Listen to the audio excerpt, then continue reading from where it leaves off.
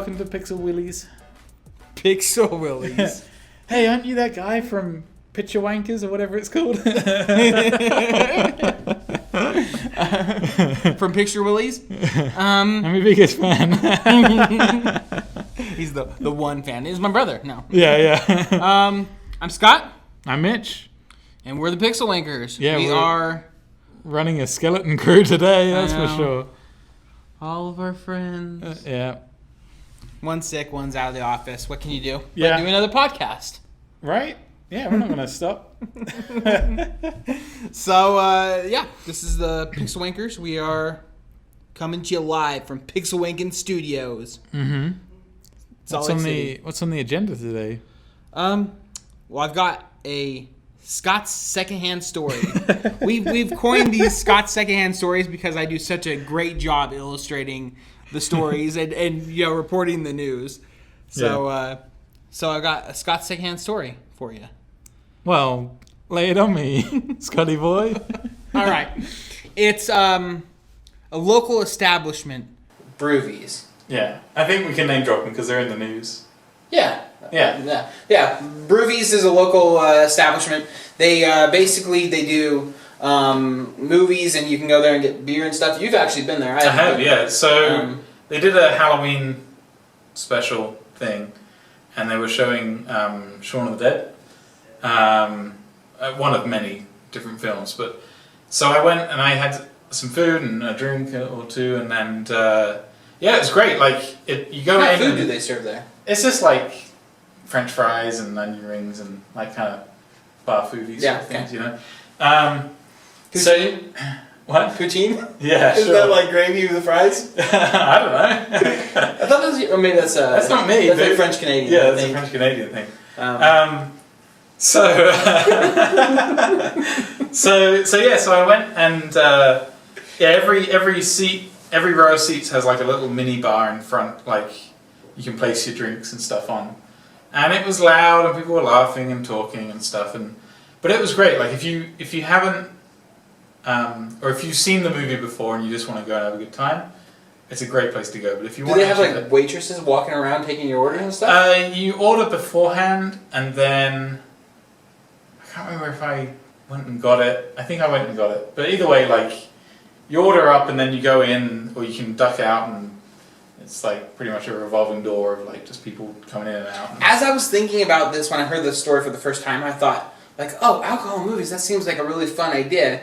But I was thinking like, how would you deliver the alcohol to the theater without having to have people go? Because it's like you get a beer or a shot or something like that, you drink it and it's gone. It's like, okay, usually people when they're at a bar, they'll drink like more than one beer or have more than one shot. Yeah. But, well, this was like, they may have changed it since because it's been about 2 years. But like, the drinks on offer were more like kind of sipping drinks. You know, like a thing of beer, you just sip all the way a through. 20-liter glass. Rather than having like a shot and then you just sort of like knock back a shot and then do another. Like it was just sort of like a you know. And I think I can't remember. Soda. Yeah. And I can't remember if I got up and got something else, but yeah. So you go in and you order your food and drink and you watch a film and just have a good time. But anyway, back to the topic at hand. Like unless you go in and you watch a movie.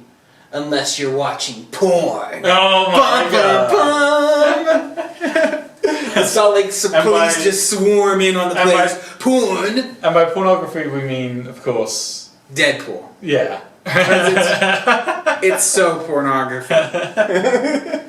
So so anyone who doesn't live in Utah, you may have heard this story because I'm sure it just makes us look really ridiculous. Well, a quick side note, like there's a news company that I follow on my Facebook that's from England, and they even reported the story. Really? And it was like, hey, a small thing in Brewvies in Salt Lake City. And I was like, that's awesome. That's so cool that it's like all in England. So it's so weird, but I think it's because they're poking fun at us, probably. Yeah, even the Mormons can't watch movies and drink beer. Yeah, closed doors. But basically, so here's the story that I heard. Some cops go in, and they're off duty, and they're like, hey, I want to go watch Deadpool. Like, okay, cool. So they go and watch Deadpool, and they're drinking a beer, and they're watching Deadpool, and they see that in Deadpool, there's a scene where they're in a strip club. I think, is that the only No, so I read that there's 2 different occasions. The first one where they have their... Where they make whoopee? Yeah, lots and lots. But that's, again, this is like a kind of comedic... Like the whole point of the scene was just to be kind of funny and... Yeah. You don't really see anything. There's another shot in the strip club, obviously, where like breasts are on show. And then the third one is apparently... show, that's just apparently you see Ryan Reynolds as Todge. But I wasn't paying attention if I did, like, for a split second, possibly. What happens is, I think it's when he's, like, after he gets, like, burned up in the fire, he stands up and it's, like, from behind, you can see it, like, wah, wah, wah, like it falls out. But, like, I think that's, again, that's also more of a, I think, more or less a joke. Like, there's this really intense scene and then he stands up and you totally see his, like, wiener sitting there through his butt, you know? Yeah. But it's like, I consider that a joke. I don't think anyone's going there like... Yeah, that's the animators having fun, like... Yeah. You know. So there's different sides to this topic, right? Because it's... First of all, it's ludicrous that it's Deadpool that's getting, like, penalised for this, you know? Yeah. Like, there have been so many other films recently that have shown a whole lot worse. What did they do to Game of Thrones season premiere? Yeah. Like, you know, things like that. If it was like Last House on the Left, I could see the argument. Like, yeah, that's a little... It gets a little intense in that movie. And not that it's still not porn, they're still telling a story. So that's the thing. Like, I guess, what do you... the real question is, what do you consider porn? Because, so they get fined for... In Utah, you can't distribute alcohol and view porn in the same location. Like, I don't understand the reasoning why, all of a sudden we're going to drink beer and then, like, become, like, raging crazy maniacs. Like, they still feel that that's the way that things are. I think it's just an old law that's on the books that no one's changed, is kind of what people on the news were saying. Yeah. And for that fact, you shouldn't be enforcing it, because if it's an old law that's on the books for no real reason, people can still go at their home and drink booze. Well, it raises the other question of, like, how bored were the police officers in the cinema to even Google such a law and choose to enforce it? Oh my gosh, I can't imagine, like, the killjoys that they were, like, sitting there, like, they definitely didn't belong in Deadpool, let alone in a movie theater if they're, like, that prudish. They're like, first off, they're drinking their beer, and they're sitting in a movie theater, and then they're going to start critiquing, like, oh, why is this movie theater distributing porn and beer at the same time? It's like, you came in and bought it on your time off. Like, why are you causing a fuss? Sit down and shut up. You know? Like, so it blew up into this big thing, and Brewvies got shut down, or they got their liquor license. So, yeah, they got their license pulled for, like, 10 days, 15 days, or whatever. That's pretty devastating, like... For a small business, To a small business, yeah. And there is only one, right? Brewvies? As far as I'm aware. Yeah, I don't think it's like a chain. And then also they got fined $15,000. Yeah. And this isn't the first time. I was reading a list of films, and apparently, like, it's The Hangover 3 they got fined like $1,000 for, and a whole bunch of other little films. But it was only inconsequential money. It wasn't necessarily a big amount. But then, in a twist of fate, it gets better because they opened up a Kickstarter type page, right? Yeah. So Brewvies opened up, like, a Kickstarter to, like, hey, help us keep on running without, because $15,000 for a small business, I'm sure, like, movie overheads, like, they don't make a ton of money. They make it off the liquor and the popcorn that you're buying, whatever, you know. So they're like, hey, help fund us through this hard time, and we'll, help out everyone, and we'll continue going on. And I guess Ryan Reynolds got a smell of it, got a sniff of what's happening, and he's like, oh man, I don't want, like, this theater to go out because of my movie.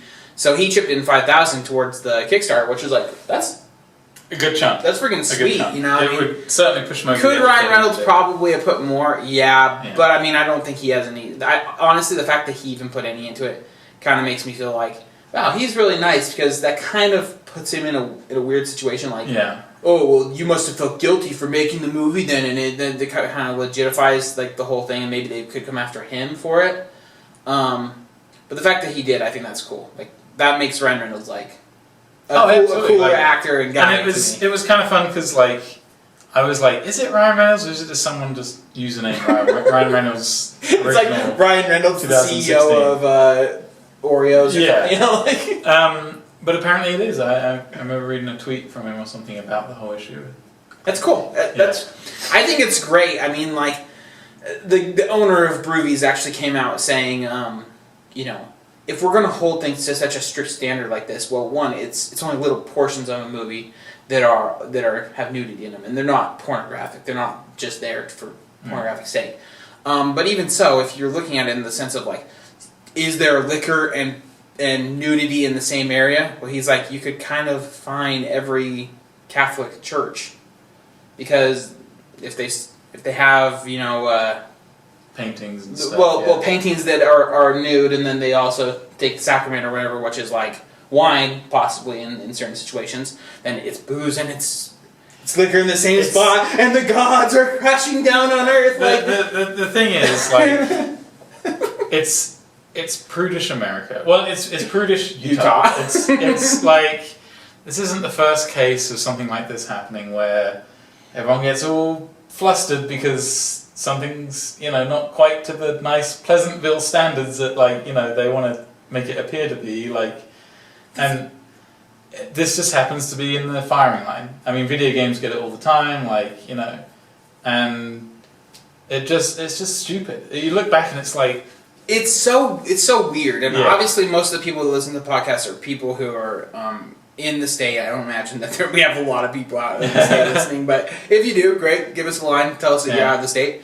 But honestly, like, when I heard the story, I was like, that's stupid, but when I was not surprised at all, because that's just how Utah is. Yeah. Like, they have these stupid laws where it's like, you can't serve liquor have liquor stores open on Sundays. Yeah.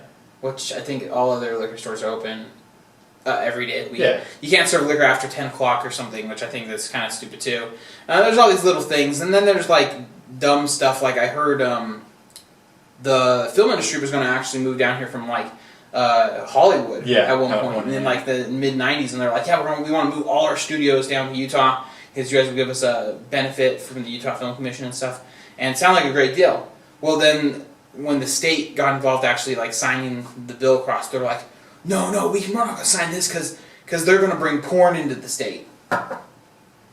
like we're North Korea with our Iron Curtain, and we don't get any other information outside on like the internet or through DVDs and videotapes and stuff at the time. It's like people are watching porn. If you're that worried about it, and if you're worried about the industry coming in, people are filming porn. There are people in their I mean, every phone has a camera on it. It's not like, you know, you have to be this like sleazy film studio to get away with this kind of stuff. Like, it's just dumb. There's like the slightest hint of like sexual exposure, and the whole country just goes into panic, or the whole state just goes into panic. You know, like, I don't know. It's just that's just the way it is. You know what's even funny too is me and one of my friends at work, we were looking up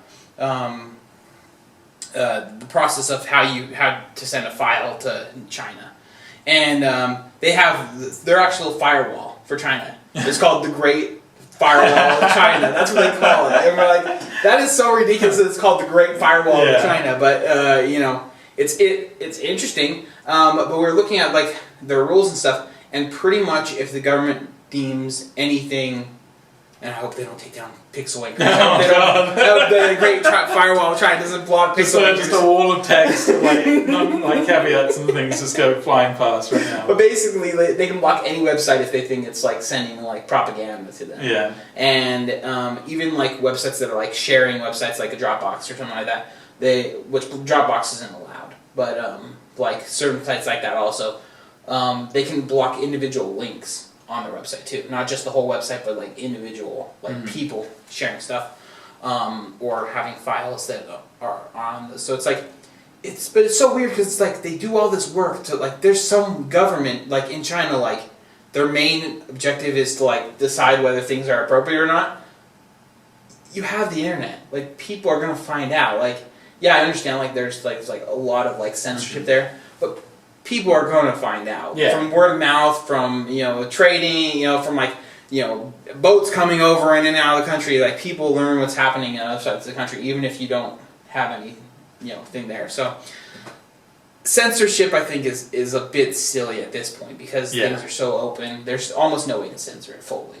Unless you just live in a cardboard box your whole life and don't ever go outside, then I guess you're totally censored. It's like the Pirate Bay thing when they were going to shut down Pirate Bay, like, the world still kept turning without it, like, or even with it, like, there was no, like, necessarily malicious intent behind it. I didn't really get that. Like, I mean, it does harm the industry and the people that create the properties and stuff, but I don't know, like, I didn't use it. I didn't really know it was a thing, to be honest. I still bought DVDs, I still bought games, like, I didn't really, I do know people that did use it, and,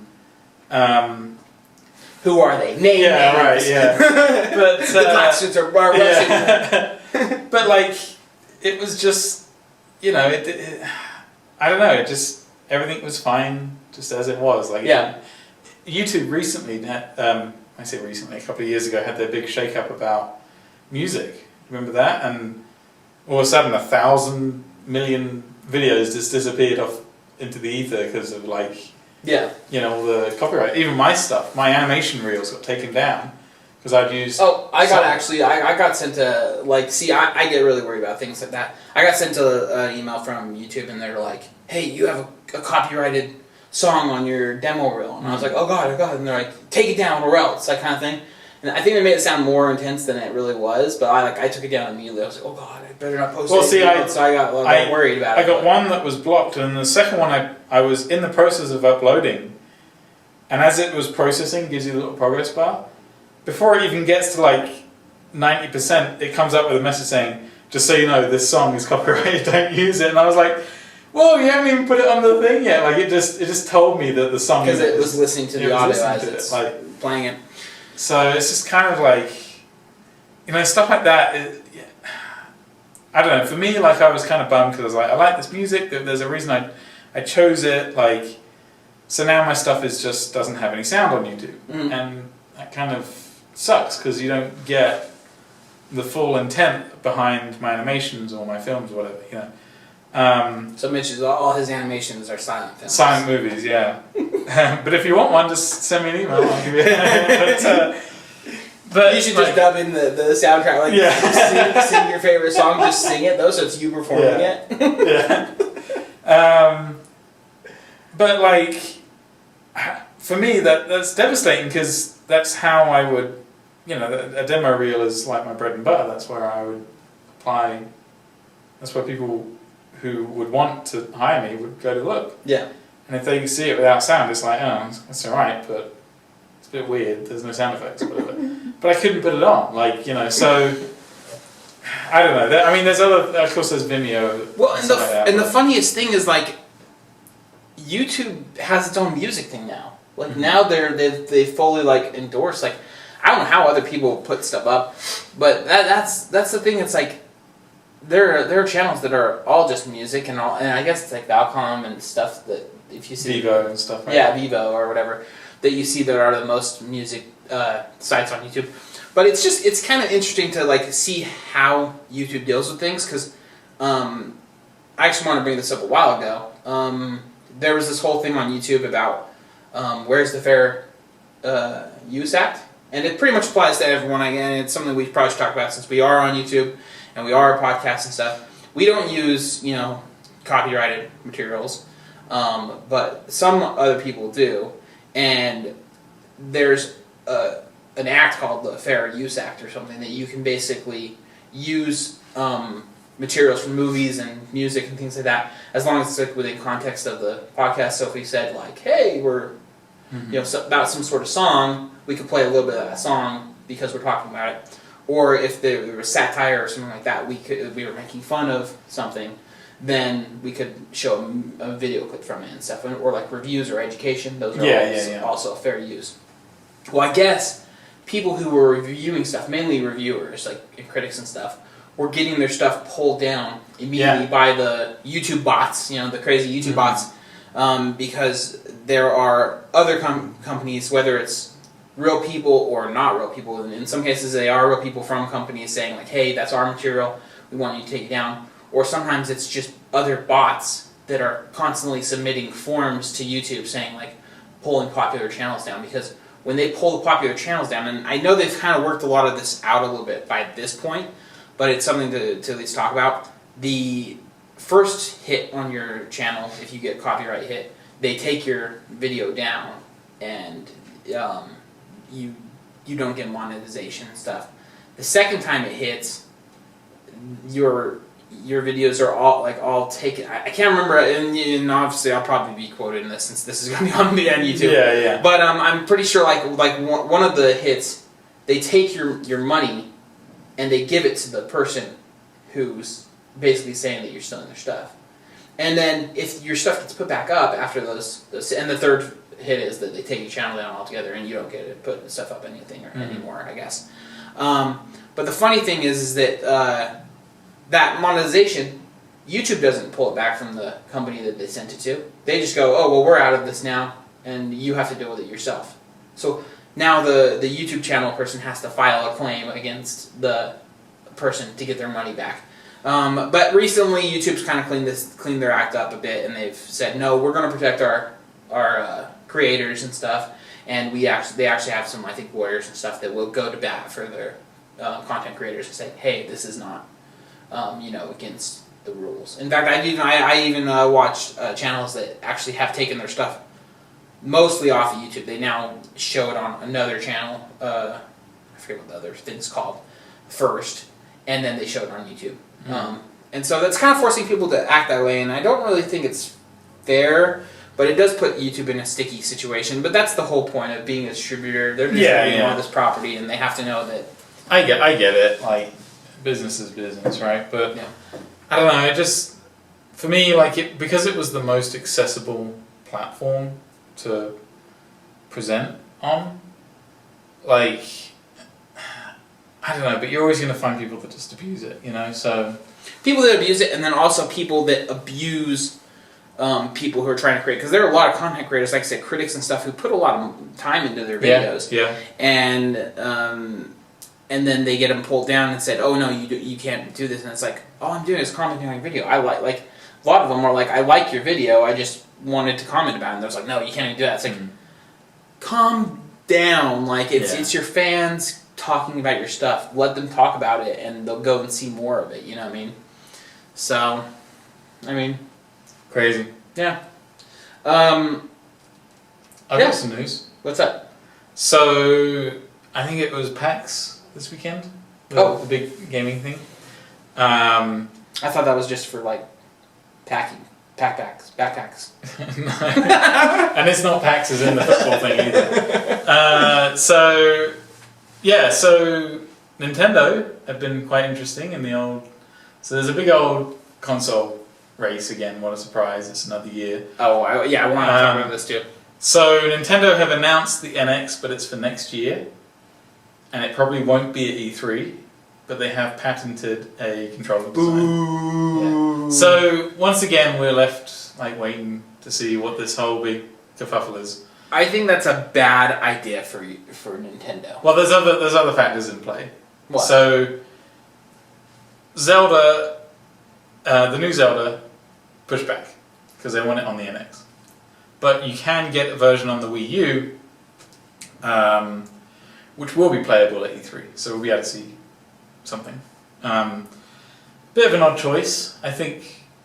Well, I heard when you're done, you should be done. Are they not going to show anything at E3 now, or for NX, or is it just they're not going to show the console? Because my friend was telling me that they weren't going to show the console off. But does that mean they're not going to show the design of the console, or because I would like to see the games and graphics and stuff. I don't think you're going to see anything. Really? I seriously do, because. That totally bugs me out for E3 now. I'm the last 3 or 4 years I haven't really been super excited about E3, but all of a sudden this new NX thing is man, I want to learn about it. I want to find out what they're doing here because it seems like it might be something pretty big. And now they're pulling it from E3. It's it makes me wonder, and because Now, everyone's happy about it. Nothing set in stone. They may do a kind of surprise reveal or something at the end of the show if they get excited and inspired to like show off the new console. But I do think like they're purposely being reserved. They're holding it close to their chest because on the horizon, Mommy doesn't want to give away baby. yeah, on the horizon there's also two other things happening that may influence their decision. Is first of all, you got the PlayStation 4.5 or whatever it's You called. mean PlayStation Neo? Yeah, because the original PlayStation was called Morpheus or something, right? So yeah, that's the new 4K PlayStation, which we'll get into in a minute. Don't worry. I'm gonna roll my eyes to the camera. Yeah, and then the potentially Xbox One Slim. Right. So here's the deal, right? So first of all, it's a mid-generation console re-release, right? And this isn't the first time it's been done, because I was like, oh, this is ridiculous. Like, why would you want to, like, why have I gone out and bought an Xbox One, blah, blah, blah. But then I was like, wait a second, like, PlayStation 3 has done it several times with all different 60 gig, 20 gig, 30 gig, whatever, like, models. Xbox 360 have done it several times. There was the white, then they had the Slim, the Elite. Even back to the PlayStation 1, there was the PlayStation, and then I think they called it PlayStation. And the PS2. I think they called it PlayStation 1. Wasn't it like PlayStation? PS1, right? And then PS1, and it was like the weird little kind Smooth of rounded one. Yeah. So you take the polygons and it's smooth. Yeah, that's literally all so it's not the first time this has happened, but I don't know. So let's get into this a little bit. So would you how do you feel about this kind of re-release? Like, are you kind of miffed because you just bought an Xbox One? Like, this is how for I me, feel. like if they were to announce something for potentially Christmas this year, which is probably what it's going to be, like an Xbox Slim, and it was a 1 terabyte, but it was like faster, stronger, harder, whatever else, like Faster, stronger, harder, everything in the wheelier. yeah, the Daft Punk song, but like on Xbox One. Like, how would you feel? How do you feel? Because like, so here's how I felt about it. When I was watching this video on YouTube about the Neo, that's the first time I heard about it, and they were like, okay, yeah, the Neo is going to have like a better hard drive. It's going to have like better processing power and stuff like that, and it's going to be this new version. I'm like, okay, I'm cool with that. I'm cool with like the 80 gig, PlayStation 3 or whatever, the 120 gig PlayStation 3 or whatever they release. Like, I'm okay with updating your system mid-system release. But the thing that I'm not okay with is after they talked about all the points about it, they go, yeah, and even in one of the conferences, they talked to the PlayStation's president guy, and they said, when's the PlayStation 5 going to come out? What's going to be about that? And he said, if it comes out. That's what I'm mad about. Because that's bullshit. You know what I mean? Yeah. Like, to sit and say, oh, we're not going to release a PlayStation 5 now because everyone is okay with buying our upgraded PlayStation 4 is total bull. And the idea is that they're like, oh yeah, we're going to get into like the, we don't want to keep doing this console war every like 3 or 4 years because it's a lot of money for them to invest. That, like, PlayStation has like 40 million people that own PlayStation 4, so 40 million times $800 or $500, whatever it is now, is a lot of money. They have the money and the revenue to put into that, and they can. It's not like they're... I don't really feel like they're totally struggling. Like, yes, there are probably things in the industry that they need to keep in mind, but... According to the companies that release the consoles, they come out at a loss. Whenever it's first launched, every system doesn't make very much profit, or none at all. And I find that like a little hard to believe because it's still kind of pricey, but I get that hard drives and disk drives and things like that cost money, right? I get that. Apparently the PlayStation 4 is fairly tidy inside, and it's got like a very good use of space and stuff, and so they don't make so much of a loss when it comes out. I get that technology advances like at a crazy fast rate because now 4K TVs are starting to come into circulation. I would love to find out what the other guys thought of this too, because this would be a great thing to ask Steve and Tim about too. Because the thing is, like, not everyone owns a 4K TV. Like, it's becoming more and more common. I was actually listening to another podcast where someone was saying like 3D TVs were really uncommon, like 6 years ago or 5 years, whenever they started coming out. Mm-hmm. But after 2 or 3 years, they started bundling the 3D technology with just standard TVs, and so it became more available. 4K is getting that way. I think within the next like 3 or 4 years, we're gonna see like normal TVs that have 3 or 4 years. ability. But like for right now, like I don't see it. Well, and content's not even being put. Like there's a lot of content for 4K, but it's not like robust enough that I would say it's the mainstream. Yeah. Well, here's the other kicker: is that the games aren't in 4K; they're just upscaled from 1080p. Yeah. So for me, I'm like, I'm not seeing 4K. A lot of options here. Like I don't have a PlayStation 4, so if they were to either release the original PlayStation 4 at a lower price point, or they would bring in, the PlayStation 4 and have it just slightly higher than the original price. Like, yeah, I could see myself getting one at some point, but I don't know. I find it like I don't find it a good enough reason to go and get one. You know what I mean? Like, I'm not really sold on it because it's not really giving me a lot of advantages. Yeah. That like other systems have had in the past, like the Xbox Elite, right, when that came out, and it was the 120 gig hard drive, the super cool fans or whatever, and then like whisper quiet. And I had a original, and it was like a turbine sitting on my shelf, like every time I turn it on, and then like I get the Elite. The aircraft is taking flight.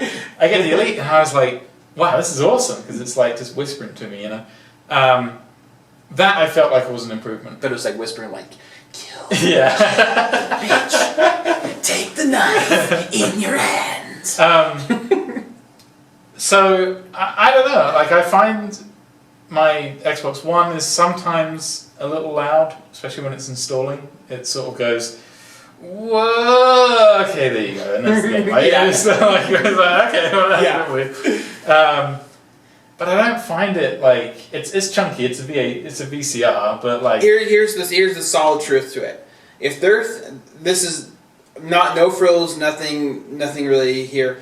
If they want to approach the idea that they are going to now not do other consoles, these consoles that they have right now are unsubstantial. I'm sorry, like flat out, they just aren't. There's no space in them, like you said, to add anything else. There's so even if they're doing this 1.5 thing every couple of years, they're still actually selling new consoles. They're still having to retool stuff and re-engineer it. So that's not a solution to the problem that they have. I mean, counterpoint to that, like phones do this all the time. You get the iPhone 6 and 6S and all the rest of it. Like, but they still have to retool. They have to. Go, I get it. Redo the whole process. We shouldn't be as surprised. This is something that happens just in technology. Like HD TVs did it, every TV, like before 2010 said ready for HD, and then after 2010 it was just HD is the standard. Like that was just you have HDMI ports, The way I see it, you have two choices to actually make this functional and work. They want to continue to just upsell whatever they have now. Build a computer. Basically, build a huge computer that has extra space and things where people can put stuff in. And not only do you have to build a computer, but you have to build a computer that anybody can take a drive out. So it has to be modular. Like, I don't know if you've ever seen those. There was an idea for a phone, and I don't think it ever picked up yet. It was like a Kickstarter, but it was this modular. I think they call it the box phone, and it's just basically the front is a screen, and you can upgrade the screen to a larger screen or a smaller screen. Because on the back it just has connectors, like Lego connectors almost, that just connect to other things. Yeah. If you want a bigger processor, you buy a bigger processor and you take up more space on your phone. If you want a bigger camera, but a smaller processor, then you buy a smaller processor, bigger camera, and you can plug all these little modules in, close the little gate, and your phone is built. They're making little boxes that you can just connect things in rather than having to know a bunch of programming and everything. That's one solution, and that's what PlayStation, Nintendo, Xbox would all have to do. They'd have to have a huge case that was easily pulling out of things. The second shot is, I think, what Nintendo's planning on doing, which is cloud-based processing, which is actually how computers should always have been handled. Like, I think from the beginning of trying to figure out networks and stuff, we always, I think, had the idea that we were going to do all of our processing on one giant computer. That's why computers are so big, and then we'd have these little terminals that would be an offshoot of the computer that's leeching off of that main computer drive. But as we got desktop computers and in the home computers, we started going, oh, well, we can put all of the stuff that's in that giant computer into this one thing and sell it to a customer and sell it to another customer, and then 3 months later sell another one, sell another one, sell another one. Yeah. But that's not how it should run, honestly. The way it should run is there's a huge server somewhere, and I'm sure tech people are like, you're so stupid, you don't know anything. Yeah. I don't. But they should have a huge server somewhere where I just say, I want to buy $10 worth of your server space. Allocate $10 towards me, or to allocate $20 per month, or $100 per month to me. And my system, which is just a screen with a dongle that hooks up to the internet, that's all you need, literally like a Chromecast dongle that hooks to your internet that feeds there. I mean, there's probably more to that than I'm saying, but that's what you should have. And then your TV is just the only thing that you need to actually display it in your house. I can see that. And it's scalable. I think the idea of consoles, gaming consoles, has always been like approachability. Like, you can buy a console and a game, and you know exactly how to set it up and go. Like, the only reason that PC gaming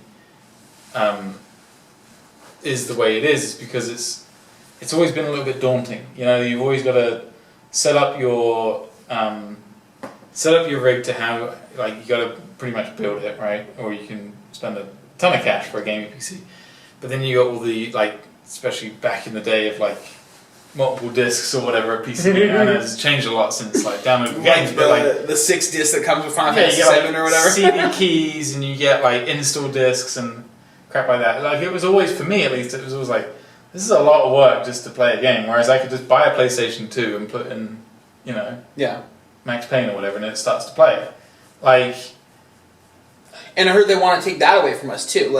You sound like that's so ridiculous, but actually the idea of giving us the software, Adobe's already doing this with their subscription thing. But basically, places want to take away the ability to copy and open up something on another thing. Not just giving us a license, but actually having there's a whole push with Microsoft, and I'm not totally sure on how they exactly want to approach this, but basically they want to lock down all of their services so that you can't share them on other computers and move things around. Well, you have to buy everything from them, and they tell you what you can do with it. It's here's an instance of that.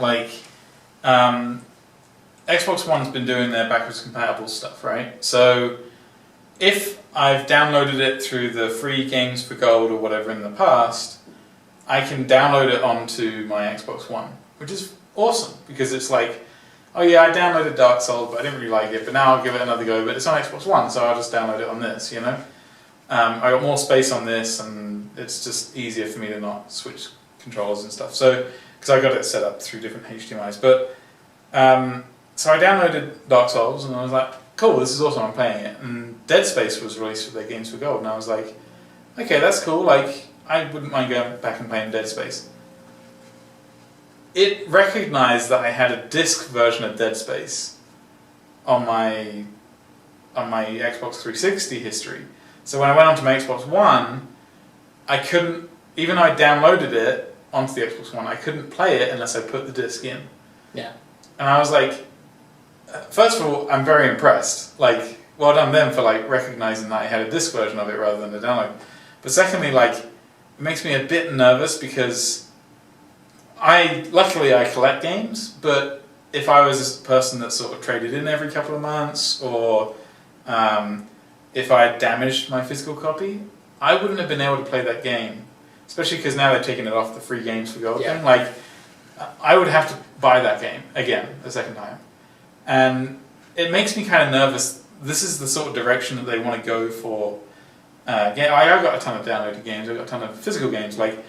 Personally, I kind of prefer physical nature of it because it's it's it's the same just thing as tangible, anything. Records, Yeah. we get record, like album art and stuff. It looks so cool, It's the same thing. It's I like to yeah. have a tangible thing on the. And I also understand like they're starting to slim down all the instruction manuals and stuff. You don't get any of that, but like I don't know. I just had this sort of sense of like nervousness because I was like, if something happens to that disc, I gotta either buy this game again, and it's not too expensive, but like I don't know. I like to preserve, so I was like, I don't really want to use the disc in this new console because the 360 is bad enough with all that scratching, stuff. Like, so it just kind of, I was like, oh, I hope like there aren't games that I've traded in the past that I would love to play again. Like they get released on the backwards compatible list. And I don't know. Like this just seems to be the way that it's fascinating. This case study of like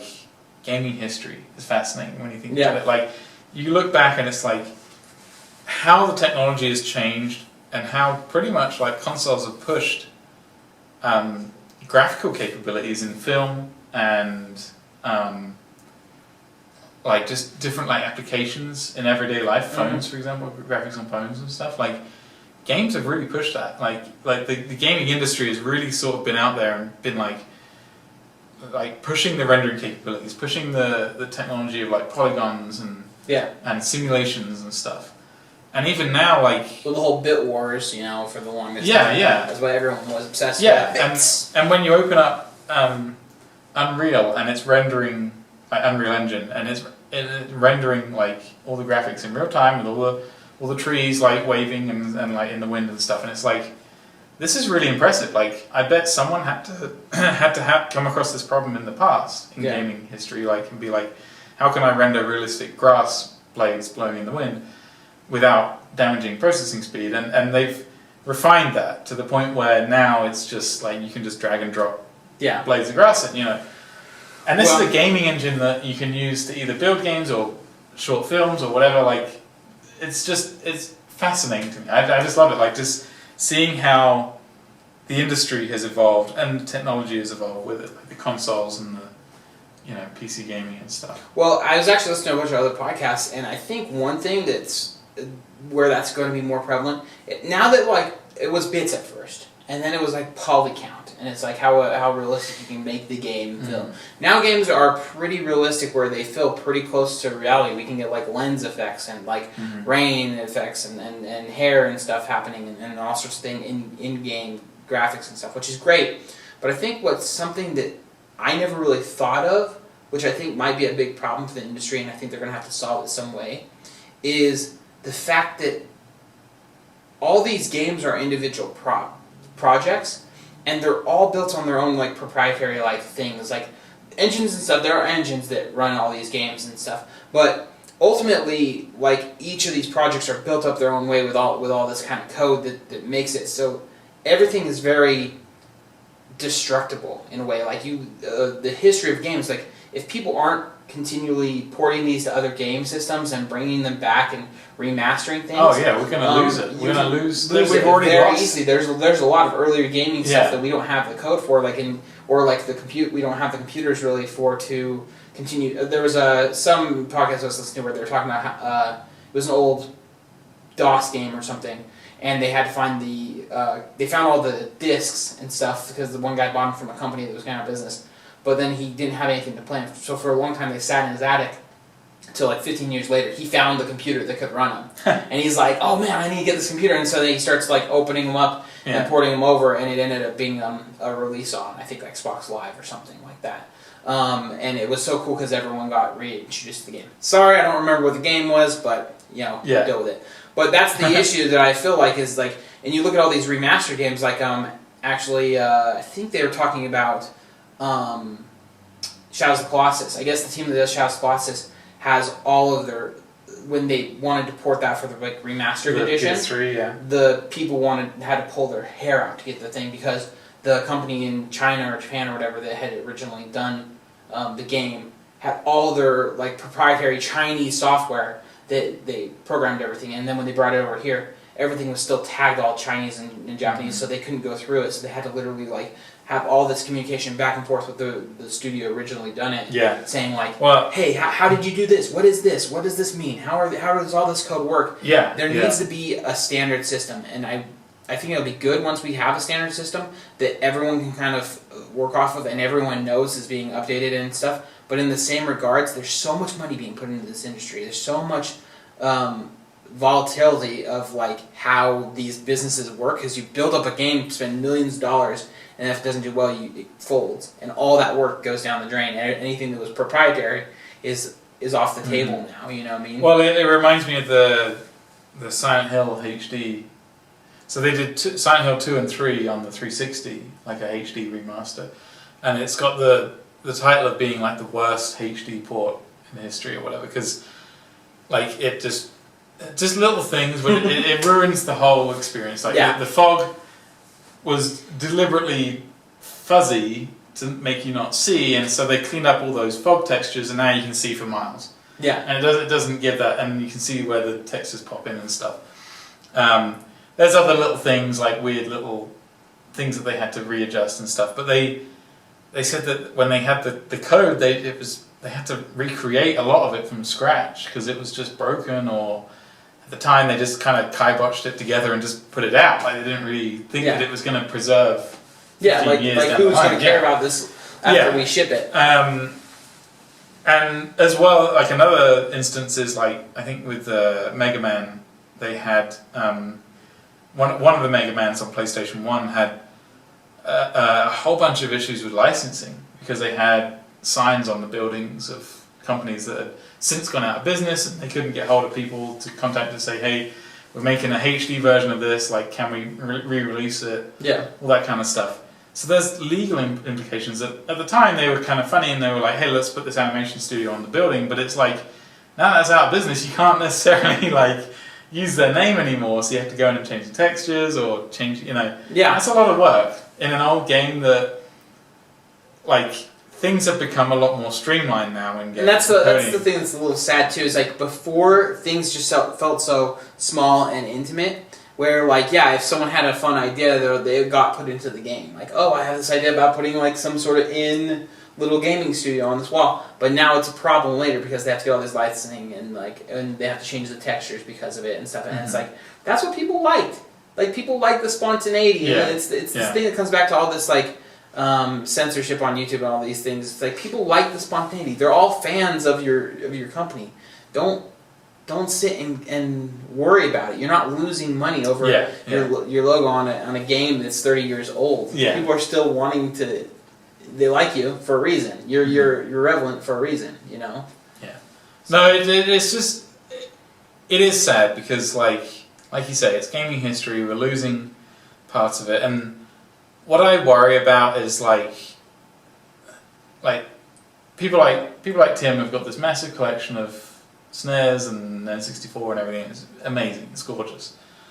But one day that hardware is going to give out. One day the plastic isn't going to quite be up to snuff, or it's going to crack, or the chips aren't going to read in the machine, or the machine's just going to go out completely. Like that's a piece of history. Unless it's preserved like through the later consoles, it's going to be lost forever. Like a lot of those really obscure games, like unless we can find emulators of them. And I'm sure some IT person could probably correct me on this, but I think that like the SNES card itself to like emulate it perfectly for whatever purpose, whatever the person's trying to do, they don't have a perfect representation of that. I'm sure Nintendo has like it written down somewhere, like how they put everything together and how the chips all work and everything. But ultimately, the people that are trying to like recreate it for like these other consoles to bring back this like cartridge gaming kind of era, they're out of luck, and it's really incredibly difficult to rebuild that from scratch. Like there's a lot of people that have gotten really close. There's some things that they've been able to crack, they've been able to get it perfect, but there's still some stuff that like they can't get perfect. It's I mean like the Wii U or the Wii's e-store or whatever they've got, like the virtual console, right? Not every game's on there. Like even on the Wii U, they're just slowly taking their time releasing pretty much one game at a time. the Xbox One even is releasing backwards compatible games, but they're having to go through each one and prioritize, like, okay, well, people want this one really the most, and this one's the easiest, and like, and then so like Doom 1 and 2 and Wolfenstein are immediate releases, but games like Bioshock that I've been waiting for ages to play again, like, that isn't going to happen anytime soon. They say it's coming, but it's going to take a while. Well, let me get us off this tangent real quick, because I think we're running kind of close on time here. I want to talk about it real quick before the end of the thing, because it's newer news. Newish. Everyone already knows about this by this point. But the X-Men trailer. What do you think about the new X-Men trailer? Oh, I loved it, dude. Yeah. Showing Wolverine. You know, we get a chance to see that Wolverine's in it. And everyone was worrying about that. Hugh Jackson. Yeah. But we don't really necessarily know if it's Hugh Jackman. Yeah. I don't know. I thought it was him because of his veiny arms. You know, like he's got it's pretty implied that it's going to be him. Will you be disappointed if it's not? Not really. I mean, they pretty much changed the whole cast anyway. Like, Storm isn't Halle Berry, right? And yeah. It is Halle Berry? No, it's not. Right. I'm saying yeah. I was going to say. That's a good look at you like Halle Berry. That high definition didn't really kick in, but like, so, and Cyclops isn't whoever plays Cyclops and stuff, so like, no. It's not. How funny would it be though? All these others. And there's like, one guy. Little kids, but it's Hugh Jackson. That's who it is. It's the only guy that's the same. So I don't know. Like, I don't feel too upset if they change it. Like, because they've changed the whole cast. I wouldn't feel too upset either. But here's the problem: they've shown him in other older films, like Days of Future Past. There's he goes back to the past. That he is lives through his life there. Yeah. Like, he's lived through his life in, technically Origins, even though no one likes Origins, but technically he lived through his life there as Hugh Jackman. So it's weird to think sometime in this timeline of him being Hugh Jackman, all of a sudden he becomes not Hugh Jackman. Well, it goes back to our talk about preserving game history. We have to preserve these actors in this weird kryptonite gel so they can deal with these superhero films. And we know Hugh Jackman's not going to stay Wolverine forever. And it's probably time to me, I kind of feel the same way as you. I don't care if someone else takes up the torch. I want to see if they do change the torch, they need to get someone really strong, because everyone likes Hugh Jackman. Mm-hmm. I think he's probably one of the real staples with X-Men that have been through the whole thing. Even when they're bad, it's it's still got Hugh Jackman. He's still gonna be cool and be awesome in it. Even Wolverine Origins back now, I was like, looks kind of stupid. He's jumping off the motorcycle, slashing the helicopter down. I'll go see it though. It's gonna be him. It's gonna be cool, But I don't care if they change it. Who would you want to be, Tom Hardy or something like that? No, I don't know. I'd have to give it some thought. I can't really think of it on the spot, but yeah, I don't really care. They've done a good job with James McAvoy and Michael Fassbender. Mm-hmm. So, and they don't necessarily look like Patrick Stewart and Ian McKellen. They just happen to play the roles really well. Yeah. I think as long as it vaguely looks like Wolverine rather than trying to make it look like Hugh Jackman. Yeah. But no, I thought it was a cool trailer. Would you like to see him in his costume? Finally? If this is his last movie, I want to see him in this costume once. Well, I've always had a bit of a gripe with the black leather, dark sunglasses, 90s cringeworthy bloody outfits. So the Wolverine's costume? Yeah, problem with that? In what films? The yellow and black Wolverine costume. No, I don't have a problem with that. I'm saying it looks sweet. In the first 3 X-Men films, where they were kind of going for the dark. In fact, anytime X-Men set in the future is But he's never gone full costume at all. Even though they are leathery and stuff. And they're going to be leathery in this. I know that I know. They're not that leathery. It's not that. That's the thing. You go to cool staples, you want to make a guy cool, you put him in leather jacket and give him a cigarette or something, And I get they can't be running around in blue and yellow, it kind of looks a bit kind of silly, but... They have what's her face?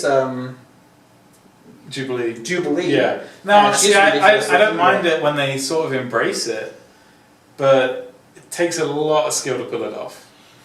I think it's cool. The 80s are bad. Like, I mean, like, the 80s style is still in pretty well. It was back, like, a few years ago. They probably should have done an 80s Wolverine thing during that time. But I think it'd be cool if they made this movie totally 80s. From the trailer, they're not going to really do that. The costumes are 80s, but I don't think we're going to see much more than just costumes being 80s and sort of maybe some lingo and stuff, music. Yeah, I think, like... I can't remember what my point was going to be saying about the costumes. Like, I don't mind. I would love it if they embraced the colourfulness of X-Men. The reason why I asked that is because I heard that I think it was Days of Future Past, at the end, I guess, he opens a suitcase that has the Wolverine costume in it, but they cut it from the movie, like it was in the movie, but then they cut it out of it. Yeah, I've seen it, yeah. And it looks sweet, but I mean, like, I don't know, I guess, yeah, if they're going to have Hugh Jackman in again, put him in the costume. That's all I ask. Mm-hmm. If they have someone else, still put them in the costume. So the other trailer that I haven't seen, but I've seen some screenshots and stuff, is the new TV spot, right? With a hint of Spidey in doing his thing. Yeah. For me, I'm like, I'll just wait. I don't mind waiting. Do you know what line? He actually speaks some lines. Oh, does he? Is this so geeky that we're like down to the point where we're like, I saw this trailer and Spider-Man talked in it. Even though it's really just voiceover because like the costumes CG or whatever. Yeah. So what is the line? Bucky tries to punch him in the airport and he's like, grabs his arm and he's like, oh, metal arm, huh? Like something. I know I totally butchered that. Like totally rad, bro. Oh, bitch!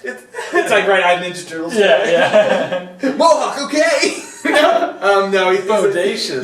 He's like, but that's kind of like how he is actually. He's sort of more surfer boy like. Sounding. I don't know if that's how the character's gonna be. I don't know the guy who's playing Spider-Man. Do you know what he's in? No. Other than this. I thought it was a fairly unknown kind of character. Yeah. Anyways, I mean, from the one line that he gives, it seems fun, kind of Deadpool-y, you know, like, he's quick-witted, so when he grabs it, he's like, oh, metal arm, or whatever. Totally rad. Totally radical! That's gnarly. You know, it is what it is, but I don't know. I think that it's... People geek out over this stuff so much. Like my friend literally like turned to me. He's like, "Hey, here, check out this new trailer. It has Spider-Man in it." It's funny because like they revealed a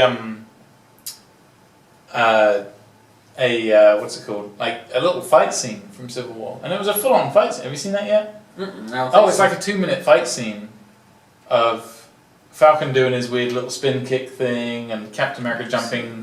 Like they had a lot of that in this trailer, by the way. But it was the full-on fight. Like they just clipped it straight from the film, and I was like, "This is an odd way to promote the film. Just show 2 minutes of it." Like, I get that it's going to sell itself, but it was just a very strange.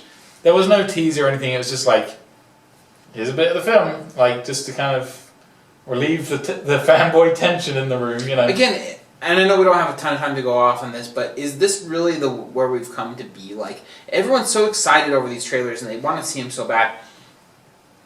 But they're showing us the parts of the movie. Like, they had to reshoot Suicide Squad or reshoot parts of it because they didn't think it was funny enough. And all the funny stuff was in the trailer and stuff. It raises the question, like, do these films have to be that long? If they can get the amount of hype and excitement from 2 minutes, do they have to have 2.5 hours of film? I think if you're going to do a feature, but if you can get that emotion, like it's not going to be the same. It's not going to be the same. I'm not saying all films. You're saying little serials like just a bunch of trailers to introduce things. The standard now seems to be 2.5 hours for a film, roughly on average. Yeah. I remember when I was a kid, it used to be an hour and a half, and I go back and watch films, and I'm like, wow, that was quick, like. Freaking Dumbo is like an hour long. It's Nightmare Before Christmas is like 45 minutes. Yeah, pretty much, right? Like, so the time is extending, and then like BVS wanted to be 4 hours or something ridiculous, and I can assure you, Suicide Squad's going to be 2.5 or 3 hours. Like, 3 hours is a lot. If they're going to show me a 3 hour movie, they need to have something pretty decent for me to keep me tasty through the whole thing. But we can bring this up next time because I think it's about time. But that's an interesting topic to mull over about the length of films, like especially when you consider Lord of the Rings and how they kind of got away with it. Well, I think it would be cool just to add extra content instead of doing commercials that are based on the movies. Show us content between the movies that add up to the thing. Like, cause then people want to see the trailer anyways. If you show them the trailer is part of the movie, yeah, people are gonna be like, heck yeah. Yeah. Cut a little bit, like cut 15 minutes off the movie, make some sort of little trailer promo movie that adds up to the actual release. Yeah. And you're golden. But all right. Well, we've hashed it out.